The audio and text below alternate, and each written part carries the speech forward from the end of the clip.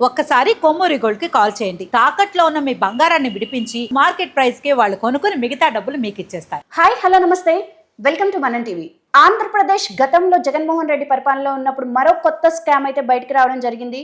దీనిపైన మరిన్ని అప్డేట్స్ తెలుసుకుందాం. ఇప్పుడు మనతో ఉన్నారు ప్రముఖ పొలిటికల్ అనలిస్ట్ డివి శ్రీనివాస్ గారు. నమస్తే సార్. నమస్తే సార్, ఏపీలో అతిపెద్ద స్కామ్ లిక్కర్ స్కామ్ గురించి మనం ఇంకా మాట్లాడుకుంటూనే ఉన్నాం. విచారణ జరుగుతూనే ఉంది. ఇంతలోకే ఇంకొక కొత్త స్కామ్ అయితే బయటకు వచ్చింది, ఇసుక స్కామ్. అంటే ఇప్పుడు కూటమి ప్రభుత్వం వచ్చాక జగన్మోహన్ రెడ్డి పరిపాలనలో ఉన్న స్కాముల గురించి విచారించడమే సరిపోతుంది. అంటే అన్ని స్కాములు ఉన్నాయి, ఇప్పుడు ఇసుక స్కామ్ గురించి కూడా బయటకు వచ్చింది. దీన్ని ఎలా చూడాలి? అంటే లిక్కర్ మాఫియా ఇప్పుడు SIT special investigation team Rajasekhar Babu ఆధ్వర్యంలో ఒక దుమ్ము దులుపుతోంది, ఒక కొలిక్కి తెస్తోంది. మొత్తం కసిరెడ్డి రాజు దగ్గర నుంచి అందరూ అరెస్ట్ అయిపోతున్నటువంటి పరిస్థితి. నిన్న లేటెస్ట్గా సజ్జల శ్రీధర్ రెడ్డిని అరెస్ట్ చేశారు. రైట్. ఎప్పుడైతే విజయసాయి రెడ్డి దగ్గర అప్రూవర్గా మారి లిక్కర్ స్కామ్ కర్త కర్మ క్రియ కసిరెడ్డి రాజు అన్నాడు. అవును. కసిరెడ్డి రాజు అరెస్ట్ జరిగింది. కసిరెడ్డి రాజు అరెస్ట్ జరిగిన తర్వాత వచ్చినటువంటి పేర్లు ఏది, మిథున్ రెడ్డి, అదొక 7 అంచెల వ్యవస్థగా అక్కడ ఎలా వసూళ్లు చేశారు. రోజుకి 2 కోట్ల చొప్పున, నెలకి 60 కోట్లు. ఏది ఒక మద్యం వసూళ్లలోనే అంటే 3113 కోట్లు కమిషన్ల రూపంలో దండుకున్నారు. బ్రాందీ కేసుకి 250 నుంచి 400 అని, బీర్ కేసుకి 150 నుంచి 300 అని, 1,30,000 కోట్ల మద్యం అన్నారు 5 ఏళ్లలో. అంటే అందులో మొత్తం అంతా 99.7% నీకు క్యాష్. ఎస్. అదే కృష్ణదేవరాయలు ఢిల్లీలో మాట్లాడింది, దేశం మొత్తం డిజిటల్ ట్రాన్సాక్షన్ మీరు పెంచారు మోడీ గారు, 10 ఏళ్లలో మీరు 100% డిజిటల్ ట్రాన్సాక్షన్స్ పెంచారు, కానీ ఆంధ్రప్రదేశ్లో 0.03% మాత్రమే అంటూ ఇక్కడ నగదు ఎలా మనీ లాండరింగ్ జరిగింది విదేశాలకి ఎవరు చెప్పారు? ఒక బాధ్యతాయుతమైనటువంటి లోక్సభ సభ్యుడు చెప్పడమే కాదు, పార్లమెంట్లో అమిత్ షాకి ఆధారాలు కూడా ఇచ్చారన్నారు. ఎవరో సునీల్ రెడ్డి, అతని ద్వారా మనీ లాండరింగ్ 2,000 కోట్లు దుబాయ్కి చేరిందన్నాడు. నిన్న లేటెస్ట్గా లిక్కర్ మాఫియాలో మళ్ళీ వచ్చిన కొత్త పేరు అనిల్ రెడ్డి. ఈ వైఎస్ అనిల్ రెడ్డి అతను కొన్నాళ్ల పాటు ఈ వసూళ్లలో అతని ద్వారానే జగన్మోహన్ రెడ్డికి చేరాయని, బిగ్ బాస్కి వీళ్ళందరి దగ్గర ఈ వసూళ్ళన్నీ చేరవేసింది వైఎస్ అనిల్ రెడ్డి అని. అంటే జగన్మోహన్ రెడ్డి పెదనాన్న కొడుకు, ఆ జార్జి రెడ్డి కొడుకు వాళ్ళ అనిల్ రెడ్డి. ఎప్పుడైతే అనిల్ రెడ్డి పేరు మద్యం మాఫియాలో వచ్చిందో అతని పేరు గతంలో ఇసుక మాఫియాలో కూడా మారుమోగింది.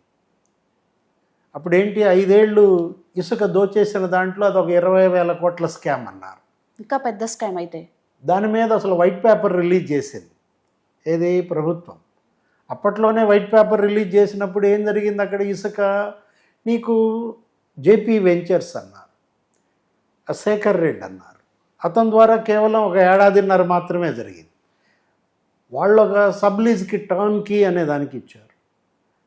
ఆ టర్న్ కీ నుంచి తప్పించి మొత్తం వీళ్ళే దాన్ని హస్తగతం చేసుకున్నారని ఇసుక మాఫియా అంతా కూడా ఇవాళ అనిల్ రెడ్డి కనుసనలలో ఈ వసూళ్ళన్నీ కూడా నీకు దగ్గర రోజుకి 8 కోట్లు వసూలు చేశారు. డైలీ 8 CR అంటే నెలకి దగ్గర మరి ఇది 8 కోట్లు, అది 2 కోట్లు. అంటే అసలు రోజుకి 10 కోట్లు చూడనిదే అసలు జగన్మోహన్ రెడ్డి నిద్రపోలేదా ఈ ఒక 2 స్కామ్లలోనే? అంటే 300 కోట్లు దీంట్లోనే వసూలు చేసినట్టు.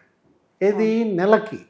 అటు లిక్కర్ మాఫియా, ఇటు శాండ్ మాఫియా, జగన్కి 2 కళ్ళుగా అసలు డబ్బే డబ్బు, పిచ్చ డబ్బు వచ్చి పడిందని. మనమేమనుకున్నాం, మద్యం మాఫియా అది 19,000 కోట్ల స్కామ్ అని వైట్ పేపర్ చెప్పారు, శాండ్ మాఫియా ఇది 20,000 కోట్ల స్కామ్ అన్నారు. కానీ అసలు దానికన్నా కూడా డబల్ ఇవాళ మరి వసూలు చేసినట్టుగా కనపడుతుంది. ఎస్. దగ్గర 40,000 కోట్లు మనీ లాండరింగ్ జరిగిందంటున్నారు. విదేశాలకు వెళ్ళిపోయిన డబ్బే 40,000 కోట్ల పైన ఉందని. ఏది, మద్యం మాఫియా, కేవలం మద్యం మాఫియాలోనే. అందుకే ఆంధ్రప్రదేశ్ అప్పుల్లోకి వెళ్ళిపోయిందా? అంటే ఇప్పుడు వీళ్ళు రాష్ట్రాన్ని అప్పుల్లో ముంచి వీళ్ళు మాత్రం కుబేర్లు అయిపోయారా? అదే ఎవరు ముఖ్యమంత్రి జగన్మోహన్ రెడ్డి, లేకపోతే జగన్మోహన్ రెడ్డి గ్యాంగ్, అవినాష్ రెడ్డి కావచ్చు, లేకపోతే మిథున్ రెడ్డి, ఈ చెప్పుకుంటున్నట్టు అనిల్ రెడ్డి అని, సునీల్ రెడ్డి అని, ఇప్పుడు ఈ రాజ్కస్ రెడ్డి, తర్వాత సజ్జల శ్రీధర్ రెడ్డి. అంటే వీళ్ళల్లో వీళ్ళు వాటాల్లో వచ్చిన తేడాలు, దొంగలు ఊళ్ళు పంచుకోవడంలో వచ్చినటువంటి తేడాల్లో బయటపడ్డాయా? ఏదో సినిమాలో మనం చూసాం, వాళ్ళు కొట్టేసిన నగలు పంచుకుంటూ ఉంటారు, నీకింత నాకింత నీకింత నాకింత అని చెప్పి బ్రహ్మానందం వాళ్ళు, ఏదో అల్లు అర్జున్ సినిమా. అదే విధంగా ఇప్పుడు వీళ్ళు వాటాల పంపకంలో తేడాలు వచ్చి ఒకళ్ళనొకళ్ళు బయట పెట్టుకుంటున్నారా, ఒకళ్ళనొకళ్ళు పట్టిస్తున్నారా? ఎందుకంటే కసిరెడ్డి రాజే కర్త కర్మ క్రియ అన్నదెవరు? విజయసాయి రెడ్డి. అసలు విజయసాయి రెడ్డే ఈ నెట్వర్క్ అంతా బిల్డ్ చేసినాడు. అవును, కానీ ఆయన అప్రూవర్గా మారారు. అంటే అతనికి రావాల్సిన మామూళ్ళు అతనికి రాలేదా? ఆ అక్కసుతోనే వీళ్ళందరినీ బయట పెడుతున్నాడా? ఇప్పుడు రేపొద్దున మళ్ళీ విజయసాయి రెడ్డి ఇంకోసారి ఎంక్వైరీకి వస్తే ఈసారి ఎవరి పేరు చెప్తాడు? ఇప్పుడు కసిరెడ్డి రాజు పేరు చెప్పింది అతనే, అవును, లేకపోతే విక్రాంత్ రెడ్డి పేరు చెప్పింది అతనే. Kakinada port, Kakinada SEZ, KV రావుని బెదిరించి 3200 కోట్ల షేర్లు మార్చుకున్నారన్న దాంట్లో మొత్తం కర్త కర్మ క్రియ విక్రాంత్ రెడ్డి అని చెప్పాడు. ఎవరు చెప్పింది? విజయసాయి రెడ్డి. అవును. అంటే రేపొద్దునప్పుడు ఈ శాండ్ మాఫియా, మీరన్న ఈ ఇసుక కుంభకోణం, దీనికి కర్త కర్మ క్రియ. ఇప్పుడు విచారణ ఎక్కడ మొదలు పెడతారు సార్? శాండ్ మాఫియా విచారణ అనేది ఎక్కడ మొదలు పెడతారు? ఎవరి దగ్గర మొదలు పెడతారు? అంటే ఇక్కడ మొదలు పెట్టేదేముంది, మొత్తం వైసీపీ ఎమ్మెల్యేలు, వైసీపీ మంత్రులు, వీళ్ళు వాళ్ళ లోకల్ కాన్స్టిట్యుయెన్సీల్లో వాళ్ళే ఇసుక కొల్లగొట్టారు, వాళ్ళే సిండికేట్లు కుదిర్చారు. ఈ సిండికేట్లలో ఇప్పుడేంటి, ఒక్కొక్క రీచ్ నెలకి 21 కోట్లని, అవి ఇవ్వలేక వాళ్ళు సూసైడ్ చేసుకున్నారు. ఎవరో ప్రేమరాజ్ అని చెప్పి ఆ పశ్చిమ గోదావరి జిల్లాలో ఈ శాండ్ కాంట్రాక్టర్ 2 నెలలకి వాళ్ళు అడ్వాన్స్ ఇచ్చి దగ్గర 42 కోట్లు ఇవాళ అతని బిడ్డకి మెడికల్ కాలేజీ సీటు లేక అతను సూసైడ్ చేసుకున్న పరిస్థితి అనమాట, ఫీజు కట్టలేక. అంటే ఎంతమంది వీళ్ళు బలయ్యారు. ఈ ఇసుక కుంభకోణం ఇవాళ ఒక విమర్శ ఎదుర్కొంటారు. మద్యం కుంభకోణంలో చూపిన దూకుడు, సిట్ అక్కడ స్పెషల్ ఇన్వెస్టిగేషన్ టీం ఎలా ఒక్కొక్కరిని వరుసపెట్టి అరెస్టులు చేసుకుంటూ వస్తోంది, ఎలా జల్లెడబట్టి అందరినీ అన్వేషించింది, వెంటాడింది. ఆ స్పీడ్ ఇక్కడ ఏసీబీ ఎందుకు కనపడలేకపోతుంది? ఏది ఈ శాండ్ మాఫియా విషయంలో ఎప్పుడో ఇచ్చి ఇప్పటికీ ఆ వైట్ పేపర్ మరి 10 నెలలు అవుతుంది. ఇసుకల్లో 20,000 కోట్లు కొల్లగొట్టారు. ఇట్లా ఇప్పుడు మనం అనుకున్నది ఏది, రోజుకి 8 కోట్లు వసూళ్లే చేశారు. అంటే నెలకి మరి 250 కోట్లు ఆ ఇసుకలో వసూళ్లు చేశారంటే అసలు ఎలా ఇసుక ఇక ఇతర రాష్ట్రాలకి అక్రమంగా తరలిపోయింది? ఇక్కడేమో ఇసుక లేక భవన నిర్మాణ కార్మికులు ఆత్మహత్యలకు పాల్పడ్డారు. ఇక్కడ బిల్డింగ్లు కట్టింది లేదు, రోడ్లు వేసింది లేదు, ప్రాజెక్టులు నిర్మించింది లేదు, కట్టుబడి కుదేలైపోయింది. పనులు లేక బోళ్ళ మంది వలసలు పోతున్నారు. అన్నిటికీ కావాల్సినటువంటి ఇసుకని ఇతర రాష్ట్రాలకి వీళ్ళు అమ్ముకోవడం వల్ల అనర్థం. ఏది కర్ణాటక తరలించేశారు, తమిళనాడుకి తరలించేశారు, తెలంగాణకు తరలిపోయిన దీంట్లో అందుకే ఇసుక రేట్లు ఇంత పెరిగిపోయాయా? ఇప్పుడు 10,000 రూపాయలకు అమ్మేటటువంటి టిప్పర్ 40,000 60,000 కూడా దొరకని పరిస్థితిలోనే ఇవాళ భవన కార్మికుల ఆత్మహత్యలు. ఈ ఇసుక మాఫియా, ఈ ల్యాండ్ మాఫియా ఇవాళ భరతం పట్టడం కూటమి ప్రభుత్వం ముందున్నటువంటి సవాల్. 1, నిందితుల్ని జైలుకి పంపాలి. 2, దోచుకున్న ప్రజాధనాన్ని రికవరీ చేయాలి. ఎస్ సార్, అయితే ఇప్పుడు శ్రీధర్ రెడ్డి గారి రిపోర్ట్లో కానీ, మనకి రాజ్కస్ రెడ్డి రిపోర్ట్లో కానీ, రిమైండర్ రిపోర్ట్లో జగన్మోహన్ రెడ్డి గారి పేరు అయితే చెప్పడం జరిగింది. మరి ఆయన దగ్గర విచారణ ఎప్పుడు మొదలవుతుంది? అంటే లాస్ట్ బెనిఫిషియరీ, ఈ మొత్తం వీటన్నిటిలో అంతిమ లబ్ధిదారు అతనే అని తేలిన నేపథ్యంలో వీళ్ళందరూ కూడా ఈ ముడుపులన్నీ వసూలు చేసి పలానా వాళ్ళ ద్వారా ఆయనకి ఇచ్చాం. కసిరెడ్డి రాజు ఏమని చెప్పాడు, అనిల్ రెడ్డి ద్వారా మరి మిథున్ రెడ్డికి చేరవేశామని, వాటన్నిటినీ వాళ్ళు రకరకాల రూపాల్లోకి మార్చుకున్నారని. ఇప్పుడు ముంబైలో ఒక 4 జ్యువెలరీ షాపుల పేర్లు వచ్చాయి.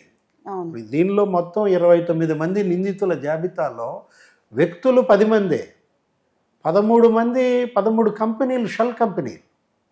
ఆ షెల్ కంపెనీలన్నీ కూడా ముంబై బేస్డ్గా, మహారాష్ట్ర బేస్డ్గా ఉన్నాయి. లేకపోతే ఒకటేమో బెంగళూరుది ఉంది, ఒకటి ఢిల్లీ ఉంది. ఒక 4 జ్యువెలరీ షాపులు ఉన్నాయి. అంటే 1000 కోట్ల రూపాయలు బంగారమే మార్చేశారని. ఏమైంది ఆ బంగారం? ఎవరి దగ్గర ఉంది? ఎస్. ఇప్పుడు ఇవాళ కసిరెడ్డి రాజు చెప్పిన దాంట్లో హోటల్స్ రంగంలో కొంత పెట్టారని పెట్టుబడులు, కొంత పెట్టుబడులతో సినిమాలు తీశారని. ఏదో స్పై అనే సినిమా కసిరెడ్డి రాజే తీశాడన్నారు, ఆ నిఖిల్ హీరోగా. ఎస్. అంటే ఇప్పుడు ఒక 5గురికి అడ్వాన్సులు ఇచ్చారన్నారు, ఇంకో 5 సినిమాలకి. ఎట్లా సినిమా రంగంలోకి ఈ మధ్య ముడుపులు వెళ్ళాయి, ఎట్లా ఈ హాస్పిటల్స్ రంగంలో ఎంత పెట్టుబడులు పెట్టారు. అదేదో అరెట్టో హాస్పిటల్ అన్నారు, దానిపైన దాడులు కూడా చేశారు. కసిరెడ్డి రాజు భార్య అందులో డైరెక్టర్ అన్నారు. ఏది? అరెట్టో హాస్పిటల్స్.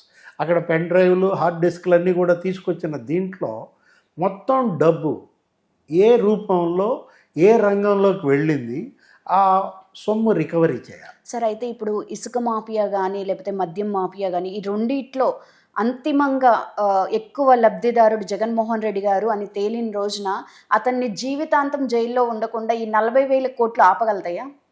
అంటే బిగ్ బాస్ అతనే అని వచ్చిన నేపథ్యంలో ఇవాళ ఏంటి, జగన్మోహన్ రెడ్డి అరెస్ట్ తప్పదు. అది ఈరోజు జరుగుద్దా, వచ్చే నెల జరుగుద్దా, ప్రధాని మోడీ పర్యటన తర్వాత జరుగుద్దా, ఏదైనా పీకల్లోతో అతను కూరుకుపోయాడు. మనీ ట్రయల్ స్పష్టంగా కనపడుతోంది. ఎట్లా డబ్బు ఎవరి నుంచి ఏ రూపంలో ఎవరికి చేరింది అనేది. లాస్ట్ బెనిఫిషియరీ జగన్మోహన్ రెడ్డిని తేలినప్పుడు అరెస్ట్ తప్పదనమాట. ఏది, అసలు చంద్రబాబుని అరెస్ట్ చేశారు గతంలో. అవును.